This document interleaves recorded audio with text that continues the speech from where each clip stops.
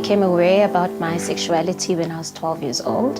There was a Standard 5 dance that was coming up. A lot of the older guys were trying to ask me to be their partners. It wasn't my thing. I got close to a female friend and we sort of started dating, and I think that's when I became aware of that I'm attracted to other females. I did not put a label onto it, so I didn't say now that I feel that I have feelings and I'm attracted to another female that I'm a lesbian. For me, reconciling my sexuality and spirituality was a journey. I found I could relate better knowing that he created me in his image. I'm a black woman and this is who I am, and he loves me as I am. It allowed me to reconcile because then it wasn't anything that I was doing that God was not in favor of in the way he created me. I currently work at the Inclusive and Affirming Ministry that works with clergy, with churches, with different denominations in creating spaces that are inclusive and affirming for people who have different gender identities or gender expression.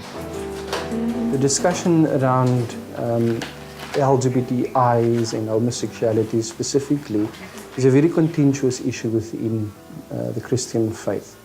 And the Bible as a sacred text are being used within this debate as an oppressive text. But the same oppressive text becomes a text of liberation. For example, the text of Genesis 22 speak about Isaac being offered by Abraham. And then the whole text speaks about seeing.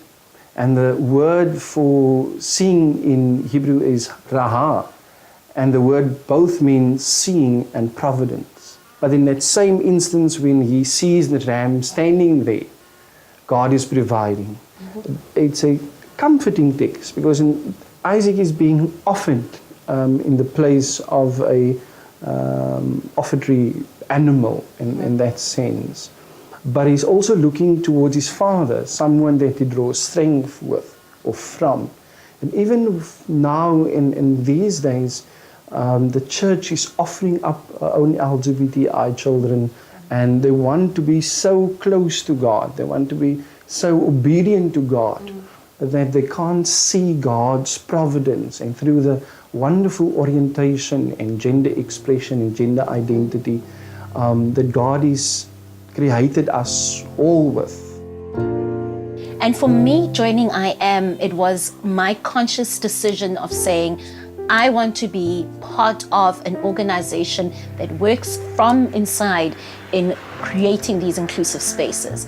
And also for LGBTIs who are outside, who haven't reconciled their sexuality and their spirituality, and tell them that, hey, no, you are part of the church. Being part of the community, you're part of the church. I should also have the right to bring in my partner and have our vows being said within that church, within the community I've grown up in.